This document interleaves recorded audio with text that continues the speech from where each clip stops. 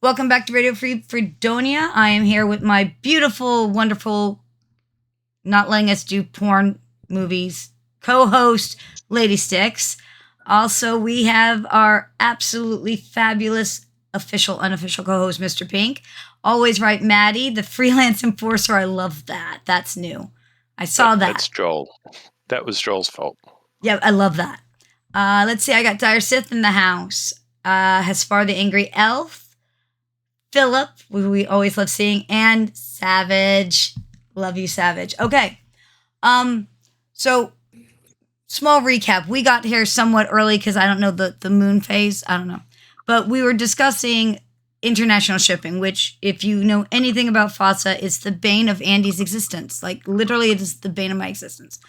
We have a guy, and he got two-wave shipping, which I don't know that we're going to offer anymore because it's kind of a logistics pain in my tush. And unfortunately, it's an international one, and for whatever reason, he did not receive his order. Okay? And he's been messaging us, and the problem we have is we're small. But Ralph Arthur Europe, which is who we use as our international distributor, who, as Philip mentioned, do minis. They do little metal minis. And they're branching out from that a bit. It are two guys in a warehouse. And so they get swamped very easily. And unfortunately, right now, the last, month or so, they have been moving. So the two guys are moving a warehouse and trying to set up the new warehouse. Yay. Nightmare. So sometimes the answer I have is not the answer I want to give people. And it's things like, I've asked. I'm looking into it. I'm trying to get responses. And Lady Six, and I guess most of you, everybody here knows, and if anybody listens to this later, Lady Six handles most of my email if she can, and she handles a lot of the storefront at this point, 99% of it. And so she'll get an email, and if she can answer it, she'll be like, I know the answer to this, and she'll send you an answer. If she doesn't, she goes, Andy, you need to answer this. And sometimes I look at it and go, that is a Ross problem. I will send it to Ross. Ross is notoriously bad about responding to emails. I'm just going to be really honest. Like, he will do the thing. So, like, if you send me something for, say, a Kickstarter and you want to change your address, Lady Six, she'll back me. We get these on occasion. You'll say, what do I do with this? And I say, that goes to Ross because Ross handles that list. Ross will get it. He will change it in the list. But he won't necessarily write back and say, I changed that. Yes, crickets. We get crickets. Which is fine, because we know it gets done, but crickets. Usually. Sometimes I like to double check, because I like a response, and so I understand that want of the response. It was really bad, and Maddie will remember the times while I was gone. It was bad then. So, and I tried to iron things out as much as I can. Unfortunately, sometimes the response isn't what people want to hear. They want something more specific, and I can't give that.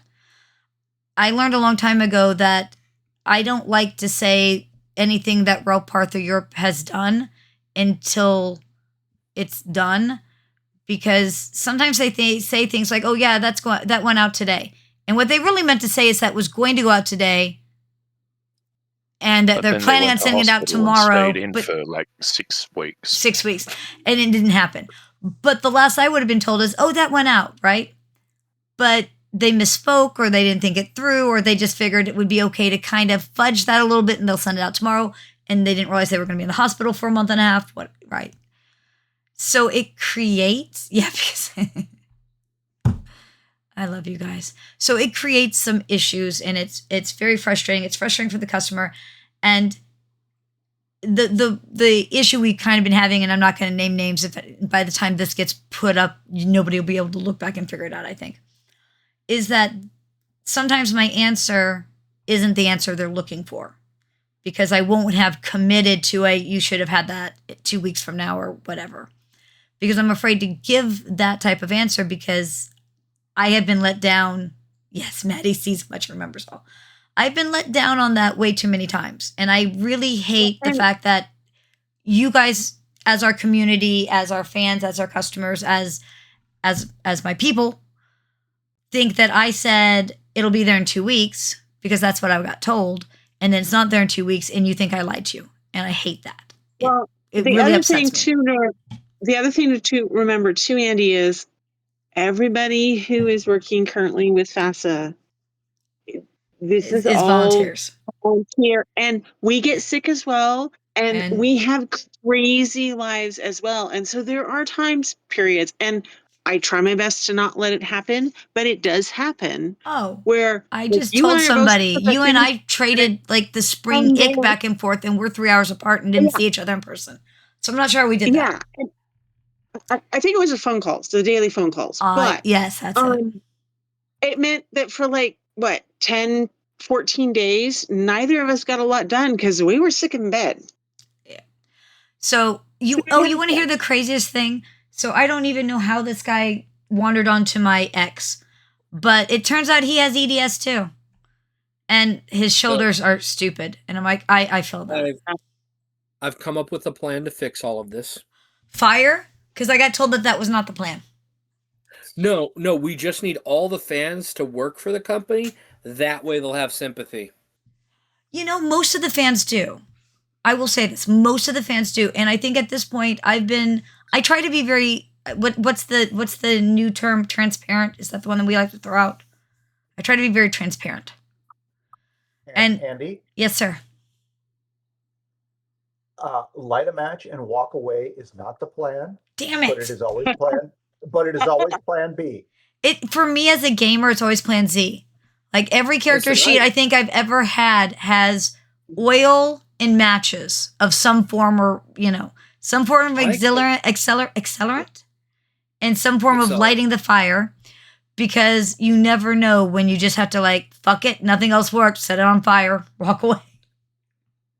I could always fake my own death and start over somewhere else. You can't anymore. I could always that's really hard to do. All right, I could fake mine and my wife. Get really pissy about that. Yeah, wives get really pissy about Maddie, that. tell Aaron you are always right, and obviously they are transferable by phone. I'm just saying. Aaron does not believe that I am always right. Well, I tell her she's beautiful and she laughs in my face. Well, see, she should listen to you. Yeah. I know. I think that's women in general, Becky, so good luck with that. So one of the things, guys are a mess too, so. Well, they're making guys more neurotic, which I don't like, but that's a whole other topic. So most people, like you guys all know, and most people I think at this point realize that like everybody has a day job and a family, and like Lexi, my bio eldest, is getting married in like 3 weeks. Aww. So that's a whole, she was over. They're doing a very low key wedding. I guess it's just the parents and the grandparents. And it's going to be really weird because both her and the significant other, I think, are atheists. I know she is, but I think he is too. But his father is a Christian minister. Puppies? Sorry? Have you told her that you're going to have puppies at that time? May 3rd for the puppies. We will have puppies on the ground, which is going to make this very hard because I'm going to have to figure out how to babysit the puppies or bring them with, and I'm not sure how this is going to go. I'm just going to say, you should hold off another day and you could have Star Wars puppies. Babies come when they come, but if I will do this, I was going to name the litter after dinosaurs. If they come on May 4th instead of May 3rd, we should totally give them all Star Wars names. Absolutely. Absolutely. Oh, in Canada, congrats to your sister. So like Lexi was over Tuesday night, I think.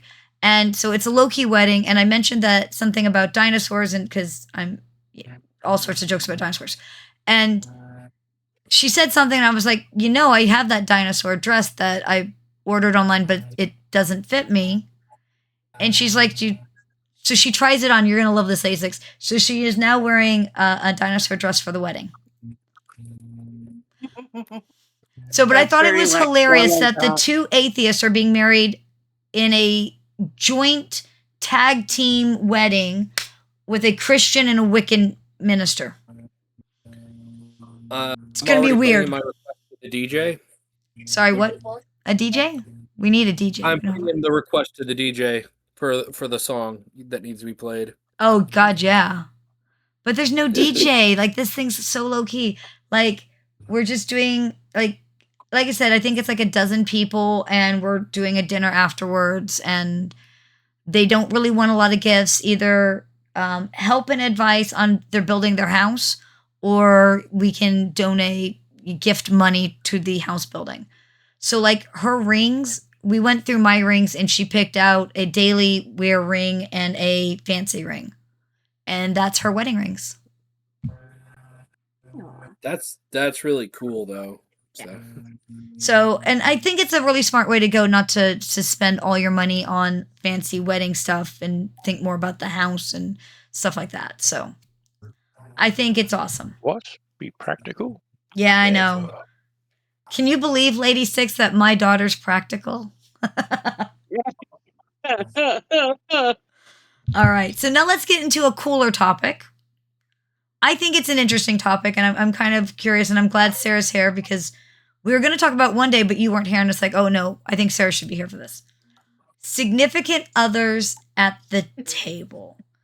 And so in my experience, sometimes, and I will say this, it's not always like couples. Sometimes you'll get like siblings at the table or parent-children pairs at the table. And I know sorry, Maddie, quit picking on me. I'm old and tired today. But sometimes it's awesome. And sometimes, especially if there's any friction between the pair, it can really throw off a table. Or my absolute most hated, the couple breaks up and they want to like divide up the table. So I thought maybe we would talk about how do you feel about couples and or other relationship dynamics at the table? Good, bad, as a GM, as a player. What do we do? How do we feel if it doesn't go well? Anybody feel like starting? Or do I just put people on the spot? Be like, you'll tell me the things. As long as I'm not first, anybody else can go. I'm good with that. Well, I'll start with a dumb story. So I have a friend. We've been friends for a long time. I actually met him gaming at the same table I met Hespar at forever ago, running Pathfinder first edition, because it was a long time ago, at a game store. And so he introduced this girl, and then they got married, and I actually was like pseudo security because there's some relative she didn't want there, and she was like, if they show up, you'll deal with it. And I'm like, yes, fine. Nothing like, being armed security at a wedding. It's fine, whatever. But they broke up. They got a divorce. She was completely in the wrong. We won't go into all of it. But I had been friends with him. We were friends after. He started dating this chick, right? And so he introduces her and is totally like, we should all become friends with her and she should play at the table. Yeah, is it a legal wedding? No, it's not a legal wedding without a fight somewhere, right? So, but they break up. At this point, she's like my roommate and he's my buddy, and then they break up. It was not comfortable at the table for a while. See, yeah, but your wedding was nice, Sarah, Philip, and it was obviously beautiful, and you just didn't invite the crazy people. You have to have at least one crazy people's. Philip, that is the perfect answer because I buried all my enemies sweetie. That's perfect. Oh my gosh, You can't get married until your rivals are in the ground. Okay. That's why it took so long. I will not discuss the stupid rabbit holes that my brain goes into, but somehow I was watching something and I was learning about Sigma males. And there's this crazy dude, and he was talking about how you should never let a woman find out who your enemies are because she will sleep with them and then they will get together and fuck you over. And I'm like, first off, why are you in a relationship with a woman who hates you so much that she wants to sleep with your, quote, enemies? Like, what? Why are you dating this person? I Have just you had ever so seen many It's questions. I had so many questions. Because I could explain this with It's Always Sunny in Philly. Have you seen that? Yes, at least I've seen the first like Okay. 8 or 9 seasons. Like, Every one of those manosphere influencers is the character Mac. They are in the closet about their true orientation, and they are terrified someone will find out about it. you want the other better half of this one, Philip? Why? A few days I later, don't here know. recently, like last couple of days, because I found out about the Sigma thing like over the weekend or something. Somebody put up that if you wanted to scare off women, you just start talking about Thaco. And I'm like, I like Thaco. I mean, at least I don't hate Thaco. I totally understand Thaco. And somebody else had put up, I guess there's some man in some weird little village or outside of village that hasn't spoken to or seen a woman in 55 years and has walled himself in or something. And I'm just sitting here going, what? I have so many questions. First off, why are we hating Thaco? Second, are we really that sure that all women are afraid of, was it the numbers? Are we afraid of gaming? What are we doing over here? You have to understand that the funny part for me anyway is the phone call I get where Andy has gone down a rabbit hole. And I don't get the non sequitur that Andy's gone down the rabbit hole where she's explaining to me that she must be I remember this. a man. Oh, because yes. she- So something got That's said not about the way whole that Thaco works, thing, honey. and That's somehow not it's the way like that works. only men or something like that. So I'm like, obviously, I'm a man, and therefore, all of my exes are now gay. And so, because it started out with my ex is gay, right? And so they have to be because I'm, and she's like, that's not how that works. They'd be bi, right? Because she doesn't know about the whole non sequitur and the whole rabbit hole. So she's just like, maybe some ex of mine is now dating a man. And I'm like, no. Because I'm obviously a man. She's like, wait, what? When did? What? And I'm like, because I understand Thaco. Okay. This is like when your friend calls you and they're already like a quarter of the way into the conversation. Right? And you have to catch up with them. The worst part is it would make better sense if I had been drinking, but I don't even have that as an excuse. But no, everything, I could solve the entire manosphere by sitting down all of the kids, the young men who don't know how to talk to women, and having them watch the original version of the movie Bedazzled. Yep. That actually would probably help.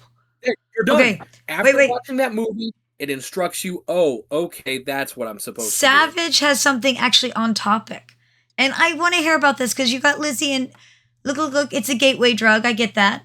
But you got Lizzie into magic. How'd you talk her into it? Okay, so here's the story, because I've played Magic since I was, I don't know, 12, something like that. I'm 38 now. And basically, she had always looked at it, and between work and school and everything, she's just never had the time really. So I brought home, there's a new block out called Strixhaven. I'm jokingly calling it Hogwarts with anthropomorphized animals, basically. And that's just kind of what it looks and feels like. And I brought home a pre-release, and I was looking through the cards, and she starts eyeing my black and green stuff because there's all these cute little, like, chibi demonic pests. And she looks at those and she goes, oh my god, that's really cute. And she starts looking at more cards and more cards. I'm like, yeah, there's a whole deck for this. It's actually not pretty bad. And she goes, I actually want that.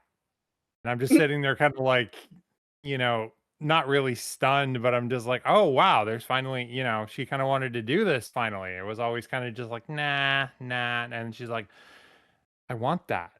So I go to the card shop, I take her with me, I hook her up with, the deck, sleeves, a box, all that stuff. And my cousin, or her cousin, I should say, my soon-to-be cousin-in-law, is also learning, and he's much younger. He's a kid, so he's kid in a candy shop, but neither of them have any idea how to play.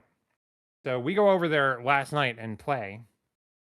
And I get back home, and Lizzie sits me down, and she goes, I have a confession to make. And I said, oh boy. And she basically tells me that she had always seen Magic and she had seen people playing it and all that and had never really gotten into it. And she was like, I wanted to, but I never had anyone I trusted to like teach me the game that wouldn't just like dominate the hell out of me on the spot. And she's like, you finally made that happen. And I just sort of melted on the spot. I was like, really like, oh my God. Oh, And that is love, true love. my cousin had a good time. She had a good time. She literally says, I want to play this with you every day. I want to like learn the deck and I want to learn about the cards and I want to learn how you modify them. I want to go meet your friends and play with them. And she just that is whoosh. trust. That is serious trust. See, I think I would like Lizzie. You got to bring her on. We'll absolutely get her on one of these days. Right now, Thursdays are hell for her school. Like she won't even get out until 8 p.m. my time. She's got another hour and a half before she even hits the road. So. Remember those days. Oh, yeah. Yeah. But hey, home stretch. She graduates in 3 months. So. Oh, Nice. cool. Good for her. It's awesome. Hell yeah. Anyway, I'm done stealing the show. I'm just. You are not stealing the show. That's what the show is. That was like. No, I know, was. But you know. That was a show stealer. That was a great story. I love hearing it. You're the only person on topic, so hey. Congratulations. Oh my gosh, Savage, you don't have ADHD. That's what we just learned today. Good job. I did not have to rhythm with the tism. Yeah, I get it. Yeah, I can see that. So Dire Sith Lord said he was thrown under the bus by his significant other during most games, or had the expectation that I should do better. It was fun for us. Well, that's a good attitude for it. So okay, but it brings up a good one. So I think since I've known him a long time, his SO, his significant other, was the GM. Am I right? I think so. I think I know what we're talking about here. So how do you guys feel about the GM having a player they're in a relationship with? I've been there. I can address this one. I spent most of my life with my significant other as my GM. Even when I first started playing, like seriously playing, more than just, hey kid, come here and roll the dragon kind of thing. With my family.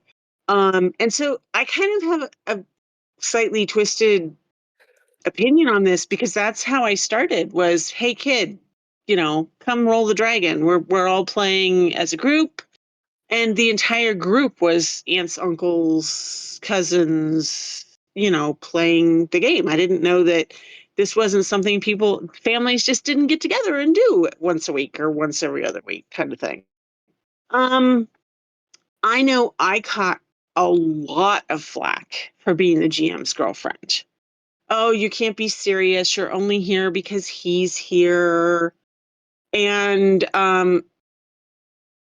two things pissed me off horribly. There are a lot of games that people died just because they were stupid. And I felt that was an appropriate place to enact retribution. Oh, look, sorry, you just tripped on my sword and fell onto the end. Oh, sorry. Which at the time now I can be like, God, you were such a jerk about it. But also that sounds dangerously like PvP. It is. It was. It also kicked me in the butt to become a GM and learn how to do that so that there could no longer be you're only here because of that.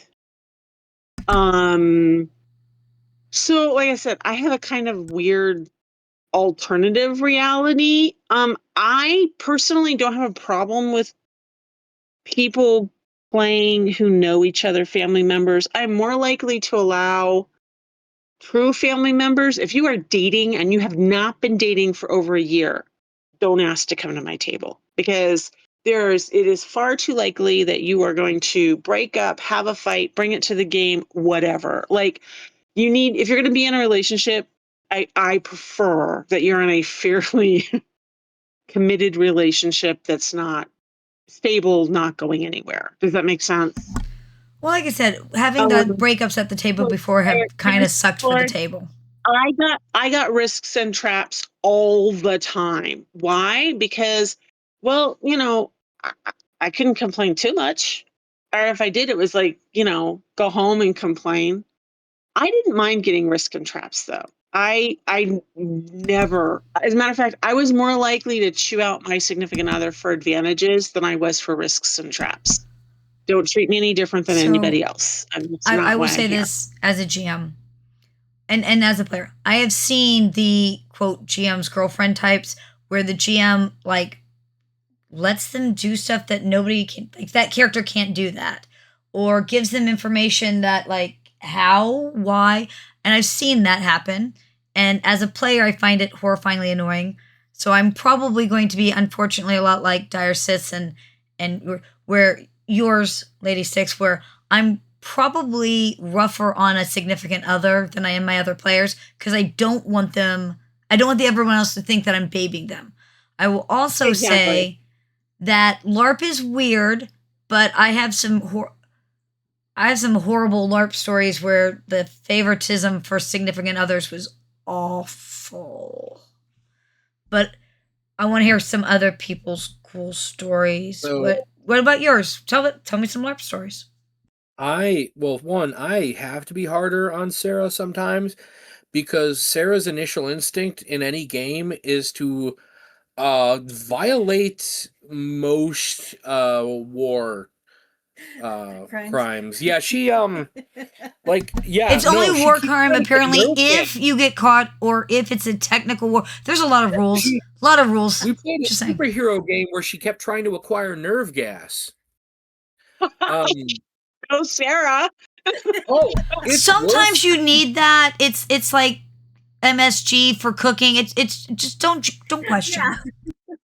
I mean, like you're being really hard on your partners here. I think this is all not unreasonable stuff. Well, you think that's the problem is when she was also teamed up with like my other friend's significant other, then they both started working on it, and I don't need that kind of heat, to be honest.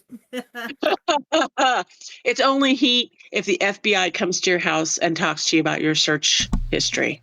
Hey, if the good people, all fair. Actually, it's worse if the Secret Service show up. Anything below that's probably okay. You can make it. It's fine. It's fine. I mean, if they could go and raid Steve Jackson Games for. I mean, like the first game we played was literally Sean's game, the Anomaly one. Yeah, and I think I had to try to sleep with your character. Yeah, I think I had to kill you in that one, actually.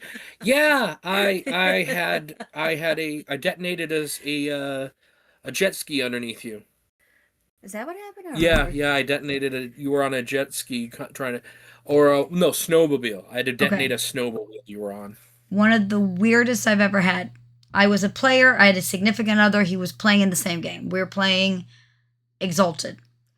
And this other player, whose character I've never understood the point of, but whatever, goes and looks at my then significant other and says, I think that you can protect me if there's something, because my character's not very physical. So we should come up with an agreement that my character will be sleeping with your character in exchange for physical protection.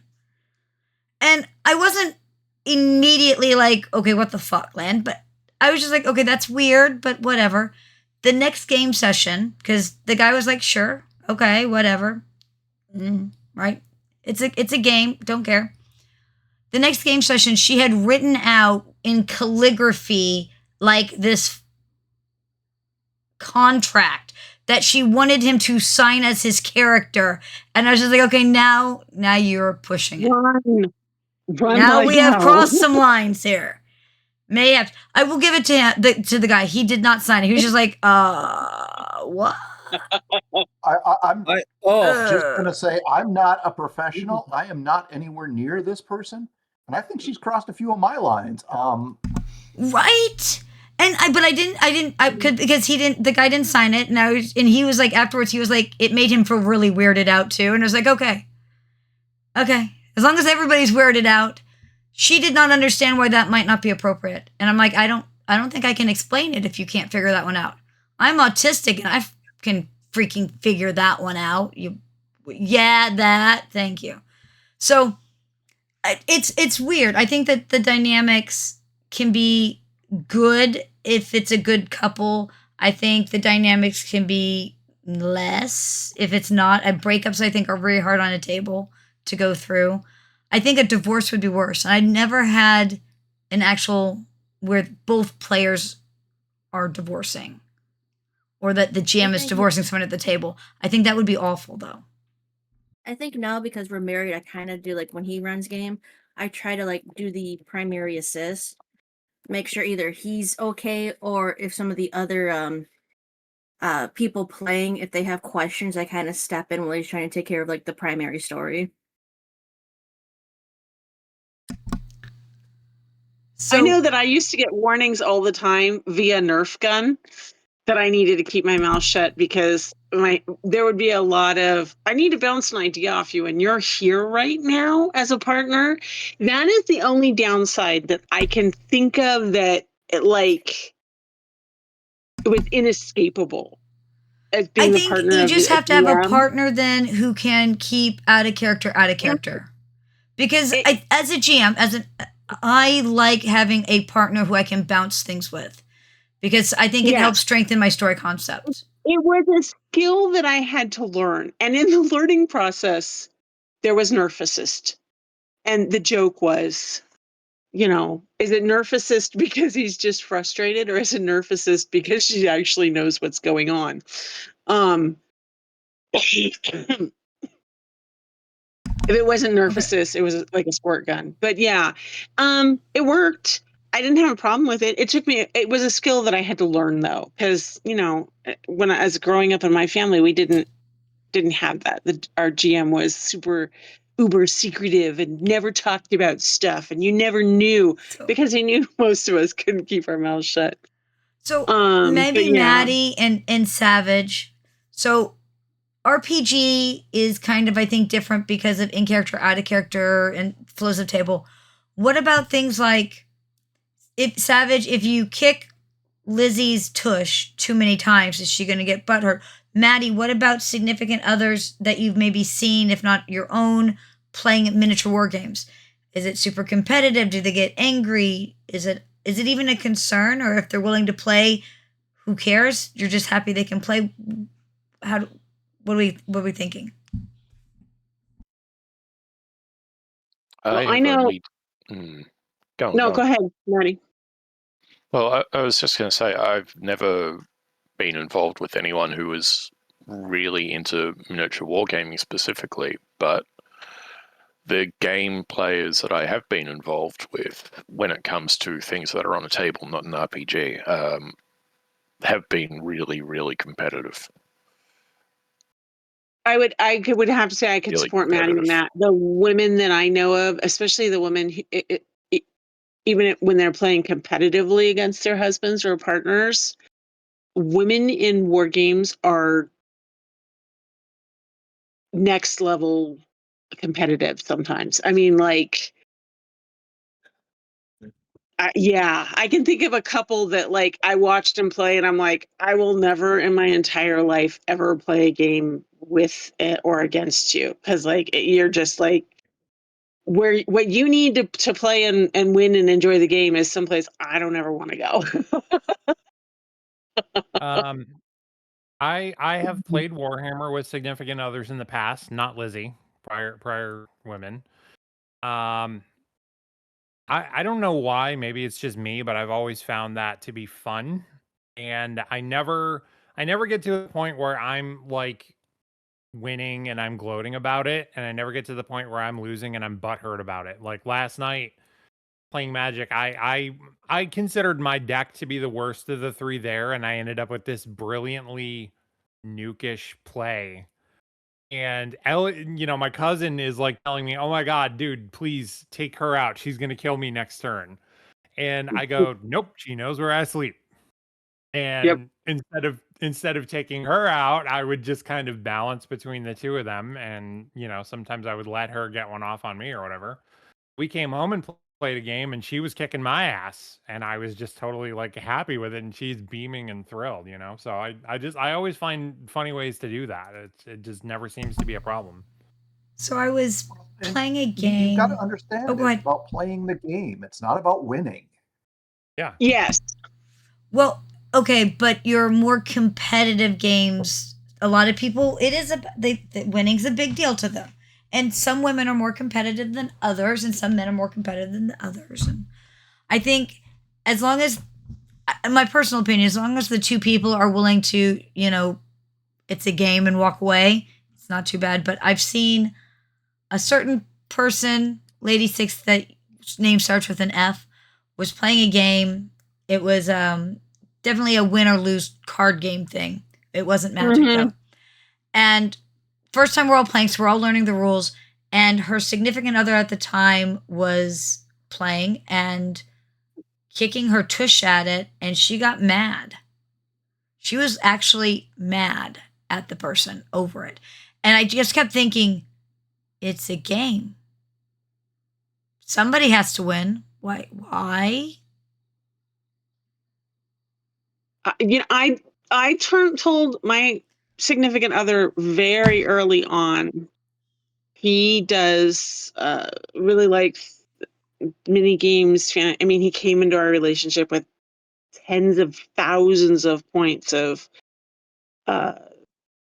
figures and stuff like that. And I learned to play, and I played a couple times, and then I just looked at him and went, I know I like cooperative games. It's part of why I love to role play. I love creating the story with others. I am not competitive in any way, shape, or form. I really would rather not play competitive games. And we just agreed that as part of our relationship going forward, that to keep a happy relationship, I was just not going to do that because it's not something I enjoy. No. I'm happy to let him whomp my butt anytime he really wants to, but he needs to understand that and he knows he's gonna whomp my butt. But sometimes when you're trying out the general joke for years was if I won, it wasn't a list worth playing in public. Because I really don't care if I win. But I think that that's part of playing with family or even friends. Really Andy Con, and a lot of people are like, you never play the games. I enjoy hanging out with people, and I love watching people play games. I don't know. It's just not always my thing. Does that make sense? It's not for everybody, but it's good that you know what isn't for you. Yeah.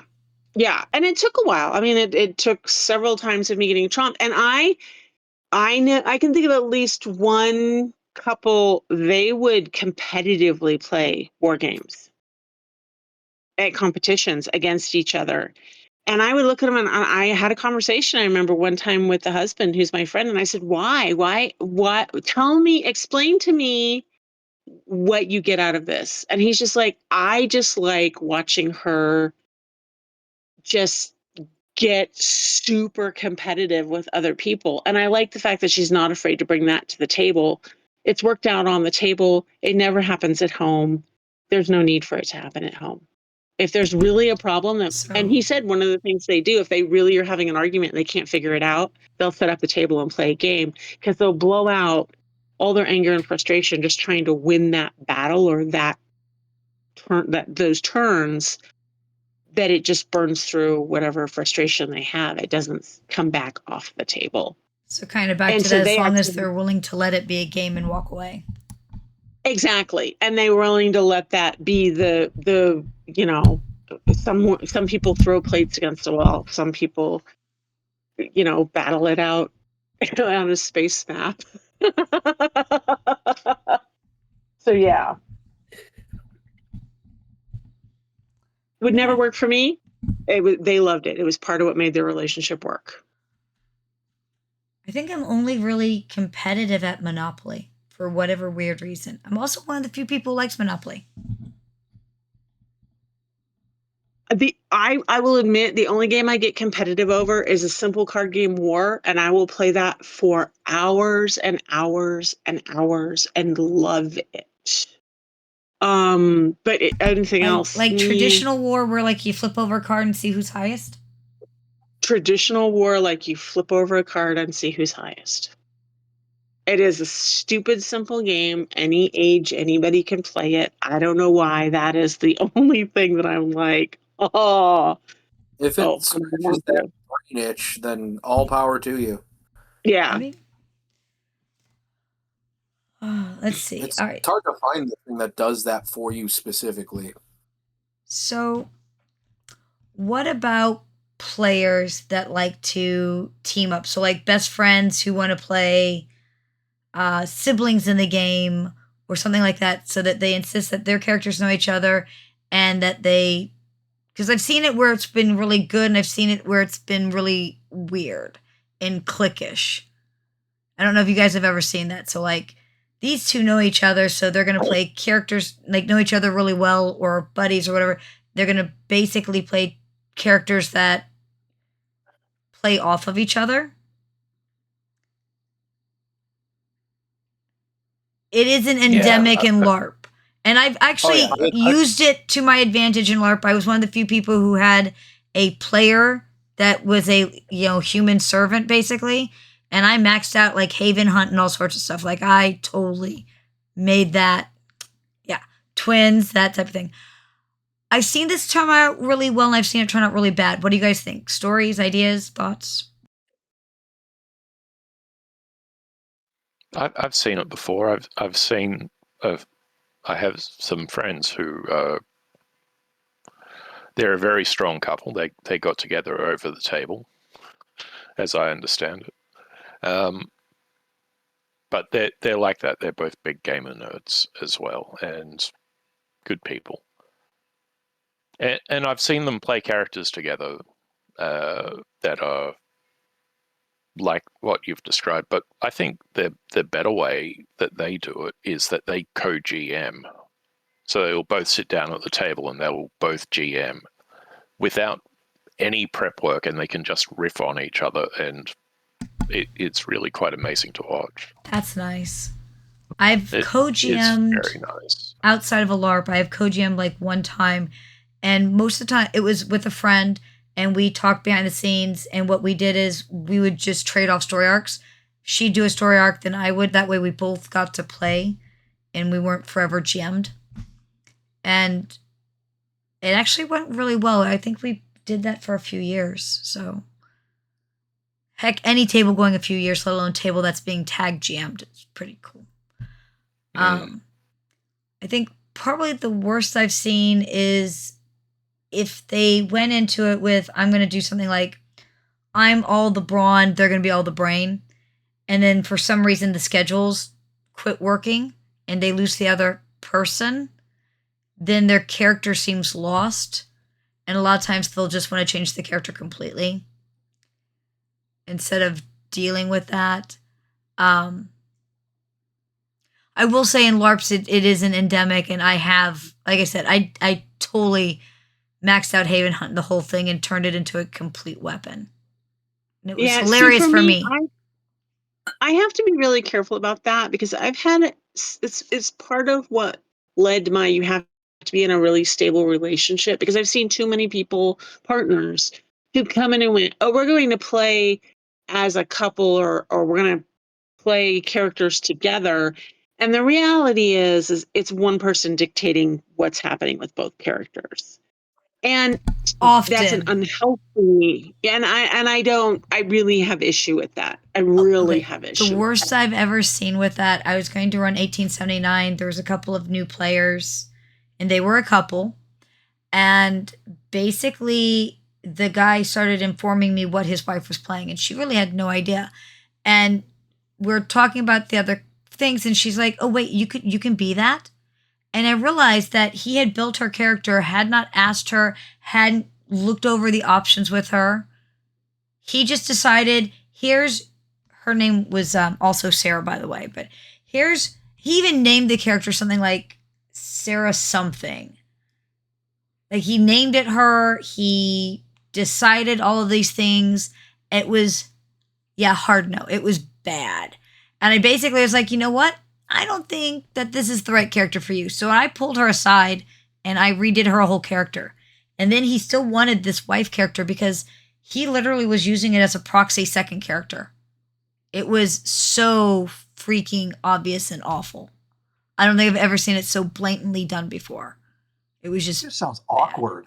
It was. He even sat there and because, not that this is, but they were working on trying to adopt some children because she couldn't have children. He went so far as to basically go to an orphanage and adopt like 7 kids for this NPC wife character. Oh yeah, no, it was just really bad all over the place.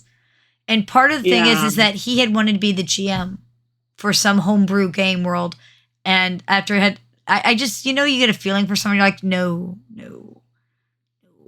So we didn't let him GM, and then, like I said, after I saw what he did to us, they're divorced, by the way, now. Yeah, I feel better. I feel better too because I was like, well, like I said, he didn't even give her options. He just basically goes, "This is your character," and she had no idea, and it was awful. And he basically made Super him, which his name starts with a D, and he named his character Big D. Yeah. And then, like I said, I think her name is Sarah, and he named the character Seraphim. It was bad. I don't think I've ever seen it that bad before. It was bad.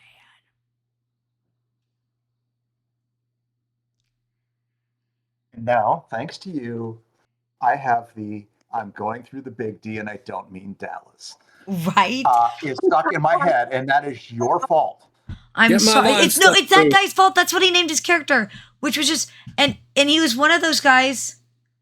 Look, I've seen them at the table in 100 different ways, and most of the time it can be dealt with, but everything needed to be about his character. If it wasn't, he would do something that as a character is an outrageous, stupid thing to bring the attention back to his character. And unfortunately, there's this thing as a GM that I learned a long time ago called consequences. And he didn't always appreciate the consequences. And I'm like, then stop making stupid choices.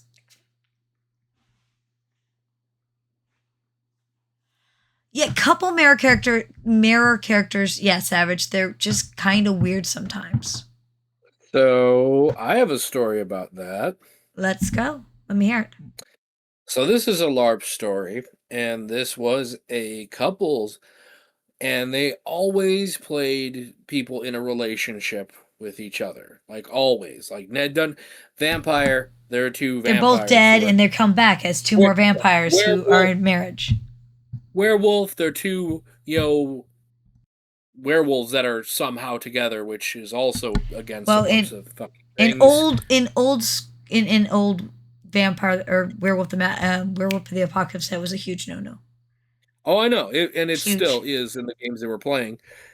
But what would happen is that like they had gone and manipulated things and rose up and stuff, but they pissed so many people off by being that couple that one of the people went and did something in character, like did some stupid blackmail thing in character, not to the actual person, but to the character, and he got offended because how dare someone go and actually like play the game against his wife, and they just left entirely, burned all the bridges.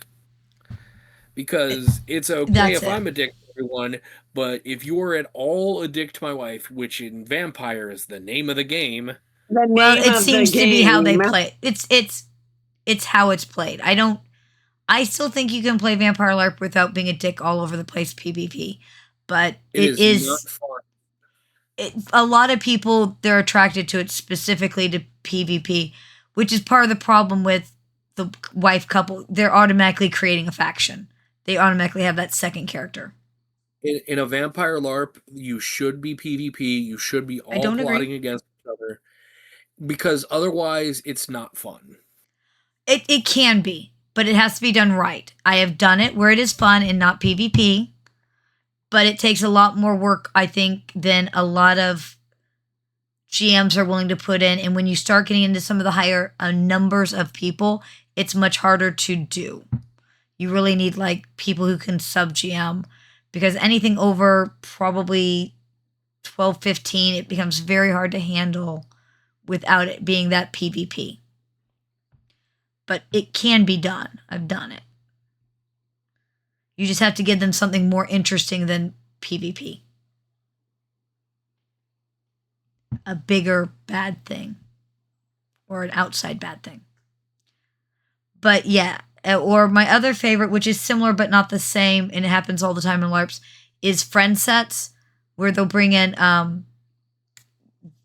World of Darkness LARPs are very bad for it, but like there was a group that used to do them at conventions, and you could carry your character to like the next convention, to next year's convention, things like that. And there'd be a group of 5 or 6 guys who would basically come in as, whether they were vampires, werewolves, whatever, as a pack, and bully other groups and things like that, because you didn't know anybody. You're a lone vampire, and there's 6, 7, 8. Yeah, I've seen it. Not always nice. Yeah. It's PK coteries. They go around, they're just dicks. They kill people who they kill the character of people they don't like out of game. And I've always hated the fact that most STs have been so desperate just to get players that they'll roll over for that, because it means it's an extra 4 or 5 people coming. Yep. Roaming packs of player killer coders, yeah.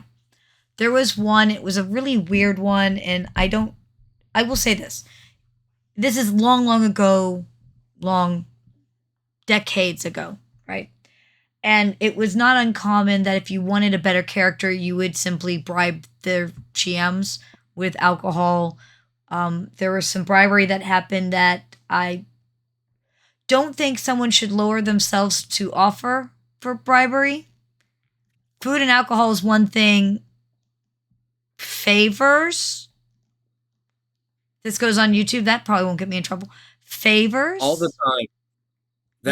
It was a whole thing. It was very common. That was in the Chicagoland area. That was common. It was common everywhere right.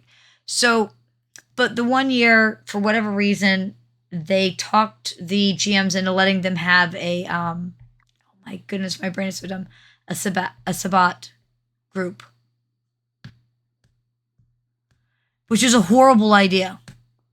Because, oh yeah, you want to talk about you will either bow to their Sabbat group or you'll be killed by the Sabbat group. There was no other storyline. It was all about what the Sabbat group was up to. And it was so bad that they actually did backpedal, and the Sabbat group is gone. You can't be them. We'll keep your points level, but you had to play something different. I'm the only one who didn't have to play something different because I technically wasn't even a vampire. I was actually just playing a human with psychic abilities who ended up working for the Sabbat because it was that of being killed. So, hey. It's a whole weird thing. You only had one vampire try to get you in bed? That was like, they were always trying to get people in bed. How did you get away with only one? You just missed it. You just didn't notice. Yeah. That's got to be what that is, because I'm sorry, but there's no way. No way in hell, Sarah. She was right next to us. That was a whole thing. I'm telling you, there was more than one. You just missed it. And yeah, herpes is not a strategy. Oh my God. All of them knew I was dating Phil too, so I'm pretty sure. Maybe. But I'm just telling you, I think you missed it.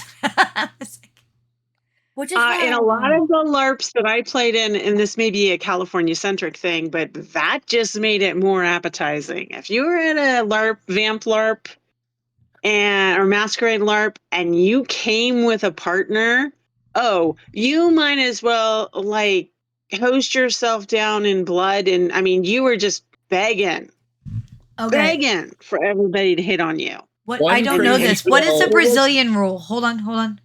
I don't know this. One crazy is too much. One crazy is too much? What? One crazy girl is too much for me to handle, so I don't need additional crazy girls. But Brazilian rules, go ahead. Oh God, Brazilian rules. Yeah, I don't know this. I'm one of the bigger organizations back in the day, One World by Night, is a term called Brazilian rules, because there were games that were in Brazil, and someone, Mhm. in order to make sure that their character didn't show up and kill their character, killed the person playing it, because if the player's dead, then so's the character. Wait, like actually killed an Dead, actual dead. Yeah, person. like actual murder. Yes, actual murder. Brazilian rules. Yep. I It's think a I like thing. Savage's idea where it's mandatory bikini waxes than the other one. That's horrible. Would you not kill people? Yeah, I Hi. know. It's the In case worst this gets thing on, and obviously I don't care about monetization. Obviously, porn. Take that.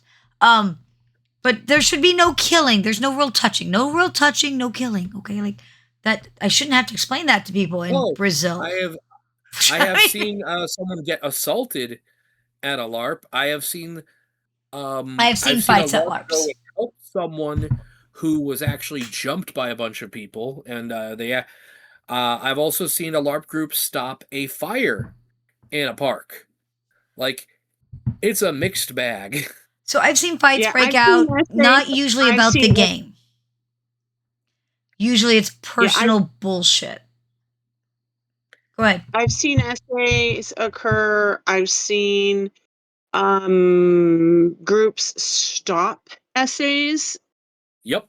from occurring like outside the game. I watched I was involved with and watched a group chase down a purse snatcher and hold him for the cops for an hour and a half. That was the cops kind of rolled up and were like, so we heard there was a thing, and we're like, here he is. By the time the police arrived, he was begging them to take, because we just drug him through the game, and he thought we were all crazy as loons. He was happy to go with the cops. Happy to go with the cops. We used to play in a park downtown, and young people, crazy. Some people were drinking. It was a LARP, right? But occasionally there was also stuff that was just the downtown. There were square rats and things like that.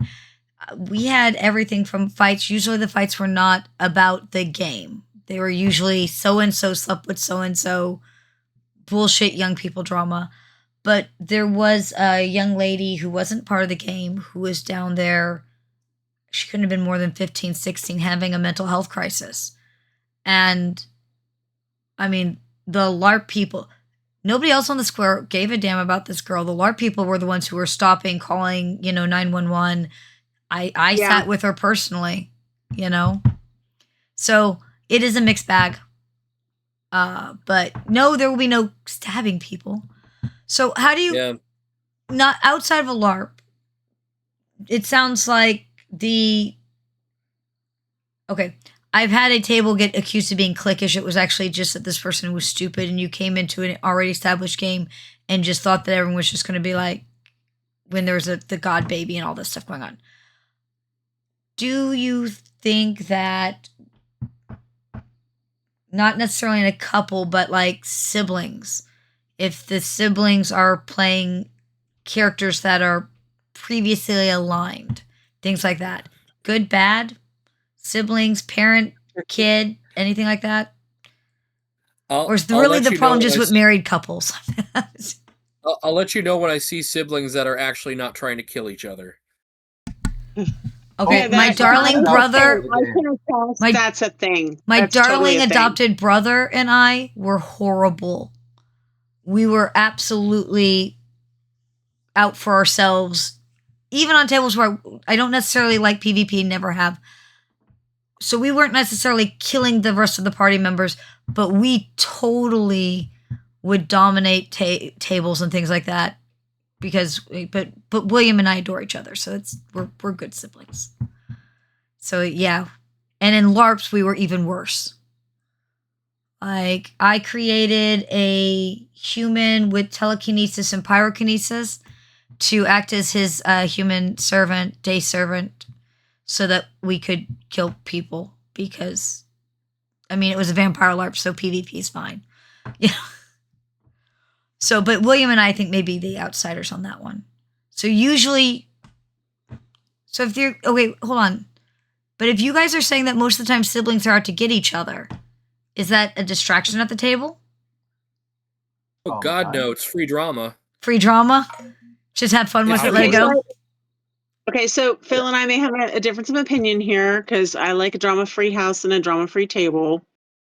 But there is something highly amusing about just letting them go at it for a while. Yeah. And usually See, if you let Sarah, it and get it out of Sarah their and I system, must have good siblings. Good job, Sarah. Yeah, they're either trying to, usually we're either trying to kill each other or we're working so well together, everybody else is like, should we be really concerned here? The answer is yes, they should. If they get on if they're on each other's side, you're kind of in trouble. If you just bounce one off the other, they'll usually, unless they have some issues outside of game they haven't worked out, they usually won't go at each other too hard. It's just like little catty stuff here and there with most siblings I've seen. All right, so how do we feel Siblings about... have been together long enough to know the boundaries. Usually. Usually. Yeah, I know the stuff not to say to my brother. Simple as that. Yeah. You know what you've been punched for in the past. Mm-hmm. Me and my stepbrother would try to kill each other. Me and my half siblings would all align with each other. So it's all very diverse. What about parent-child at the table? I don't usually have that because I don't usually, like, if I'm teaching kids to play, I'm running a kids table for kids. That's one thing. But typically speaking, as a enjoyment level, I don't like kids. However, I'm also transitioned at this point that my own kids are at my table still to this day because they are now adult kids. It's still my kids. So how do we feel about that?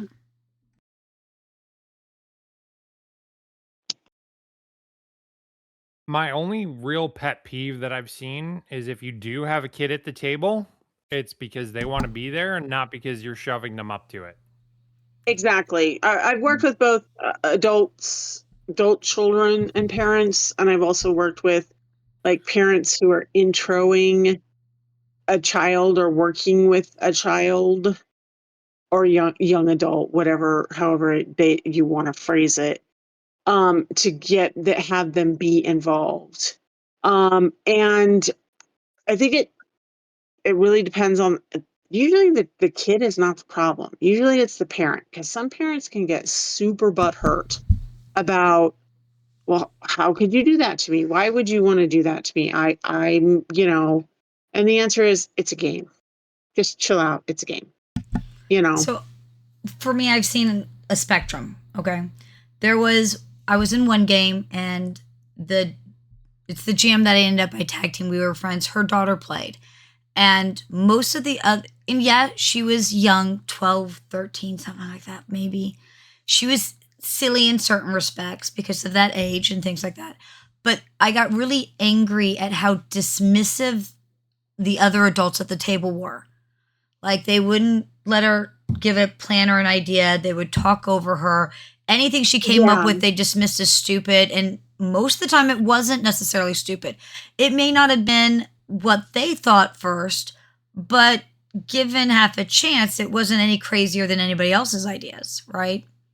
Oh, man. It used to piss me off. And then I would do bad things to their characters. I had to actually take action on a situation like that once. It sucked. Oh, I would sit there and basically would be like, I'm sorry, she was talking. And they'd be like, well, but I'm like, oh, no, I don't think you understand. She was talking. Oh, I would get mad.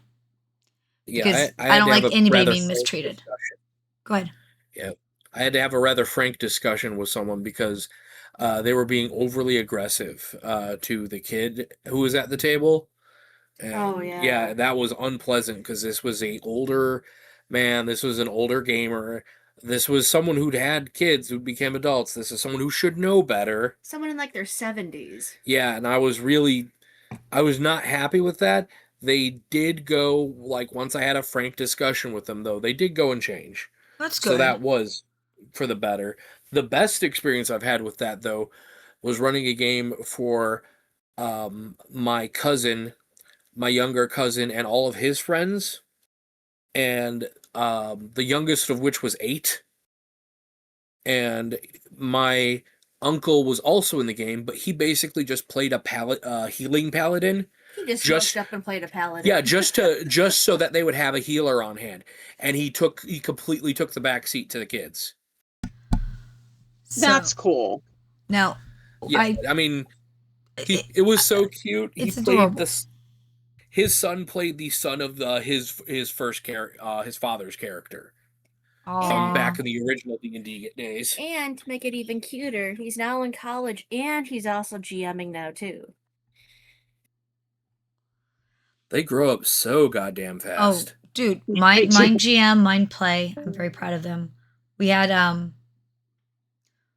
let's see, there was one, and I hate this, and I'll be honest. If it's a adult table, you know it's an adult table, and you're like, oh, but my 14-year-old should get to play, blah, blah, blah. And for whatever reason you get them at the table, then I don't want to hear, how dare you say that at the table with my child here? Exactly. That pisses me off. Don't play both sides of this. Either they're old enough to be at the table and you understand that's an adult table and yes, things got beheaded, shut the fuck up. Or go find them a children's table. Yeah. That's it. It can't be both. I've seen that one. That one annoys the Hades out of me. Oh yeah. 100%. You can have an adult sitting at the kids' table if they're monitoring, right. They know how to be cool. You can have a kid sitting at the adults' table if they're, they have their person looking after them. Mature enough, and they've, here's the thing. Most tables will let you hang out for a couple of sessions, things like that, and get the feel for the table, right? I've never had a problem with that happening. If you do that, but then don't bitch. Well, how could you have this situation happen because shut the fuck up. My precious poopsie, your precious poopsie, if your precious poopsie can't handle it, they should not be at this table. Yeah. That's the truth. I mean, and I looked at people and I said, especially people who want to bring in preteens, the 8 to 15 range. And I'm like, I don't have a problem with that, but be aware of the fact that I run I'm not running a preteen table. If that's the only child, then you need to be aware of the fact that there might be language, there might be descriptions you don't like. Unless I know them super well, and even at that, I probably really wouldn't even let someone's kid at the table if they're less than 14, 15. And then I think I'd have to know them very well because I can go dark. Running something like Call of Cthulhu, I can go dark, and a lot of stuff. Yeah, I've seen it where at Gen Con, there was a table at Gen Con, and I don't think anything was above a PG-13, but the guy didn't like it if he felt like his child wasn't being listened to. And the thing is it wasn't his child wasn't being listened to. His child was being purposely silly, which is fine for the age, but not necessarily fine for the situation. And that doesn't mean that the party has to go along with it, if that makes sense. Yeah. And I am the queen of silly is fine, but you can't just decide that, well, I brought my 14-year-old and they just said something absolutely, completely ass backwards for the situation. We should do that because the 14-year-old child would like to do that. Yeah, but the rest of us don't want our characters killed, so maybe not. I think there has to be some, but I've, like I said, at this point, I still play with both of mine. They're adults and stuff. But they're adults now, so makes it a little easier. For me, my child had no desire to learn or play, so she never did. See, I find that sad, though. Well, the thing that bothers me is less than a year into college, and she's doing it on a weekly basis. And she's kept that up for 4 or 5 years now. Which is awesome, but so mine literally grew up, but I'm the GM, and so where else am I putting the kids, right? The kids are with me. So, my bio eldest, she would sit there and she'd be 3. I turn it into an ant. okay, guys, well, the 3 giants you were fighting are now ants. And they're like, cool. We step on them. And then the other, 6 giants show up because they're mad because you killed those 3. Like, I always, but she grew up, I fireball it because she was a little kid. We let her do that. And we jokingly refer to them as, gods of chaos. And the players were all very funny, and it didn't really affect the storyline sometimes. Sometimes the fights would go longer because then the parent dragon showed up or whatever. And they were very tolerant of the kids. So they grew up doing this. And then, like I said, I ran the homeschool group, and I taught all of them to play, and I taught them all to GM a little bit.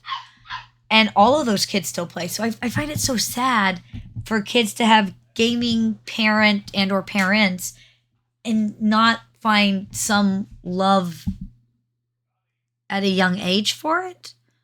Like, how do you grow up with all that all over the house and not love it? I think, because, okay, the lady I said who had the 12, 13-year-old playing in the one game and everyone, they were mean to her. That same girl, so that she grew up and she was playing from a young age. And she graduated high school and didn't own a copy of even the core books. Only had 1 set of dice. It's the weirdest thing. And she played all the time. So I don't think it's that strange because, like, of my 2, my oldest played as a youth, played as a preteen, played as a teen, GM'd as a teen, GM'd in college, played in college, plays and GMs now. My youngest has absolutely no interest and is the first person to tell you that now they were exposed to it. They had the opportunity. They tried it. I know they played with me. They played at dad's table. They played with friends for, and we'll still look at you and go, don't like it. Didn't like it when I tried it. Not interested. Now they don't do tabletop, but they're seriously into like the war games and the minis and stuff like that. Right. So I think it just depends on, but like my oldest, yeah, minis are okay, kind of plays, doesn't go out of their way to make their time to do that. Right. But we'll absolutely go out of their way to. But I feel like they both game, though. Different styles of gaming. And even Mr. Pinks maybe came into it a little later. I guess I would really love to see statistics on how many kids had 1 gamer parent or 2 gamer parents, and if they got into gaming and at what age. Because I think that would be fascinating, but I'm weird. Okay, so Sarah, if you didn't have gaming parents, how did you get into this? How did you get drug into the gaming scene? It's called this man called a husband. What? Okay. Think how that happens. It's actually for a lot of chicks. I mean, you played the game before we were dating, so don't give me that. Some other man then. Ha. No, we had a mutual friend, and we initially were supposed to run a convention together doing a comic book, but that ended up not happening. But she had some other friends, and that's how we met, and we initially played an M&A first together. Yep. That was the first RPG we played together. And I think that was my first ever RPG, realistically. So, I, of course, got into it because of a guy. I was engaged. He goes to play this game. I'm like, can I play? He's like, you won't like it. I'm like, why not? I'm like, is it Monopoly? Because I love Monopoly. I know other people don't, but and it was Shadowrun. And in all truth, this is in the time period of the olden days, in one of the worst first gaming experiences ever. They didn't explain anything. They just would shove dice and say, roll that. What are you doing now? I had no idea what was going on. But afterwards, I went and I bought the book because I think part of it is the autism rabbit hole. Like I can't create the conversation flowcharts if I don't understand the topic. Right? So I went out and I bought Shadowrun first edition. so that I could figure it out. First edition. Oof. That's the first game I ever played was Shadowrun First Edition. I'm very old. And I kept Shadowrun. I kept gaming. The relationship did not make it. I am This might be a probably... situation of you got the better part of the deal. I did, actually. The funniest part, I think, for me is that for a girl who just got drug into it because of a guy, which he didn't even want me to go. I was the one who was like, but if you like this game, why don't I learn to play the game? Because I like to try new things. What if I like it, right? It never dawned on me that maybe it was like, hey, this is his guy time or something like that. Because I'm just like, it's a game. Games are good, right? I am probably a much more, I guess, hardcore gamer than he is at this point. And I'm yet another one of those girls who got drug into it because of a guy. But yeah, if it wasn't for the fact of I think to a degree, the love I have for the first game I ever played, I don't know how else they would have trapped me in this. I'm not sure how they trapped you guys. Mwahaha. For me, it quite literally was Kid Come Roll the I Dragon. drug you into it. I know I did. No, Yeah. you could, baby, you can think that, but honestly, there's pictures of me at a table with dice. No, I mean the company here at FOSSA. I drug you into this mess. Yeah. Well, I played Shadowrun. I played First Edition Shadowrun. I just wasn't serious about it. It wasn't. I mean, it was. Oh, I loved Shadowrun. I still love Shadowrun. I love Shadowrun. It's one of my favorite. Let me rephrase. But, I mean, I started with Kid Come Roll the Dragon. The original concept of Shadowrun. I can't say that I'm as much in love with some of the more modern editions. I will keep the rest of those thoughts to myself. And well, I'm going to probably say exactly what you just thought. And in a true Shadowrun fashion, we now hate the corporation who owns them. Mm-hmm. There's this great game called 1879, by the way. But I think realistically, I think that this goes back to weirdly circling back, Mr. Maddie, because we do circle back, not to porn this time, but to that I was joking and talking about the whole Thaco thing. I think that part of the reason that so many people even mention Thaco still is a nostalgia thing. It's that early edition that they remember that they started off with. Not that it necessarily is better or worse than the more recent ideas of how to roll to hit, but Thaco because is perfectly serviceable. It's the same thing, but kind of backwards. But it's the same. It's it's if done right, it gives you an armor class and an understanding of what you need to do with your dice on every encounter. And it's not like the math was ever complicated. It was not. It's no more complicated than the modern version. It really wasn't. However, I think that what you see is a lot of nostalgia for that first game you ever played. See, I mean, that was the first game I ever played. I don't have a huge chunk of nostalgia for that one. See, I think I'm weird in the fact that like D&D is actually like the fourth or fifth game I played. The first game I ever played was Shadowrun. The second game was Werewolf.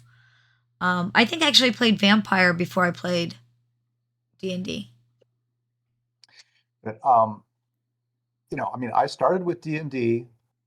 I was really, D&D. It's like, this is cool, but there's got to be more. I loved the base mechanic for Mythos Insanity in Cthulhu as soon as I saw it. It's like the more you learn, the crazier you get. Okay, yes. I can live with that. And, but then, I mean, there was, the West End Star Wars, and, there was Chartmaster, and then, eventually there was Shadowrun.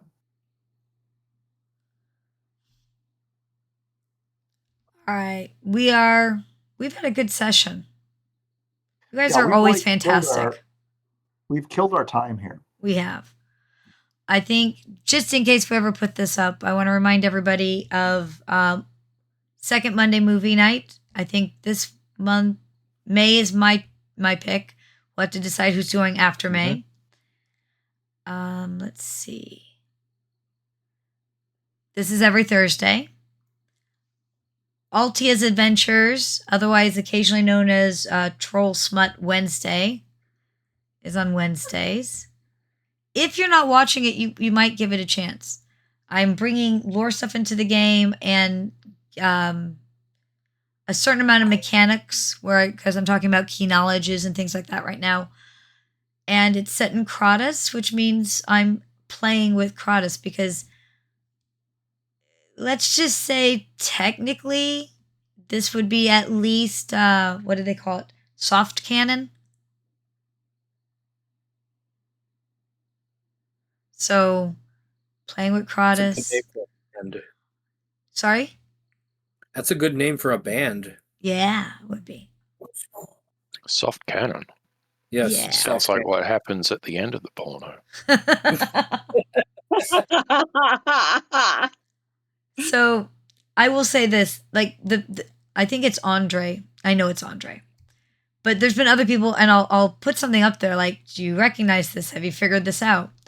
And I thought that no one would get it, but I took just this little bit of, and it's my horrible stick figure-esque drawings of Good night, Savage. It's a third ed Game Master's Guide, and I put it on the one sword. And I mean, he figured it out really, really quick. I thought it would be harder, but I will say we still have the best fans in fandom because, I mean, like, boom, figured it out. Now, no one knows what I'm up to with this, but I am up to something. And I would like to, hold on, Madame Curie's epileptic striptease. I like that one. Apostle Circle Jerk. Madame Curie's is better. Jack Ruby Ridge. Wow. Oh, Philip, you're awesome. All right. The play, because we have some of the names, and Mr. Pink, Lady Six is going to remind me because I still have to get your NDA.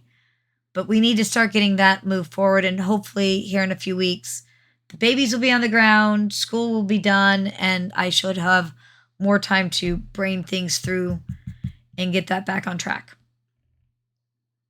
We have anything else that we do on a regular basis that I think people would want to know about in case?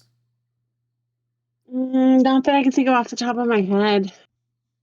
Thinking's hard. Kickstarter or so, but hey. We do have Kickstarter. Right now I'm waiting mostly for the big one to go through. Well, I think I'm waiting on the Chinese government, to be honest. I think that's a lot of what I'm waiting on. Want me to get in contact? We haven't shot at them yet, so we should be okay. I mean, maybe if we shoot at them, they'll hurry their asses up. Don't tempt me. I know where cannons are. They're still legal. Probably a little underpowered for taking over China, but you know. I made mine in her crickets. I need to respond to you, Maddie. You're right. That's something else I need to do. Sorry. I've just been swamped in baby stuff. I've been looking at new... I know. We've all been swamped. I know. Like, we're busy as fuck. I'm running behind on the stuff I'm doing for the company. Because that darn day job and all that. Andy will be free other than conventions. Andy's behind because I got sick for 3 weeks. Yeah. I don't like it when she's sick. This will be the third reminder for Mr. Pink's NDA. Because I have, at this point, I know, I keep trying, and then like you, and then I got, and then I've been busy.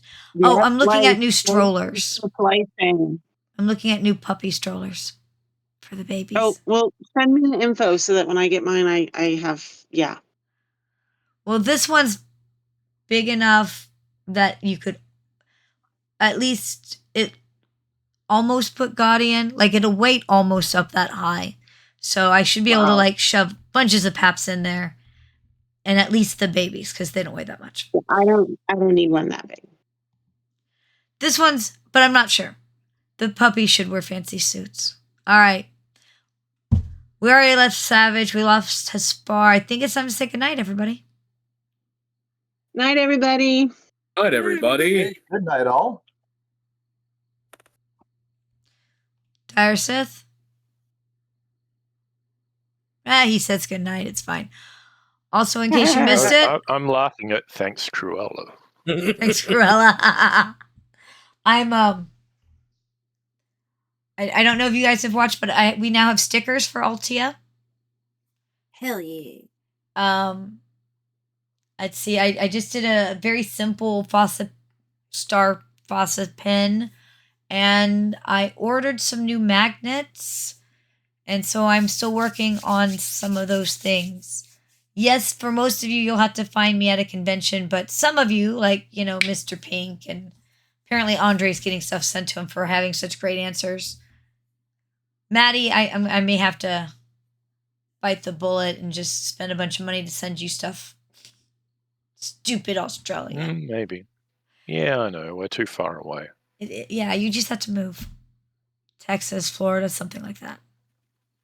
I'd move to Florida. I understand it's warm there. It is warm. Both of those are warm.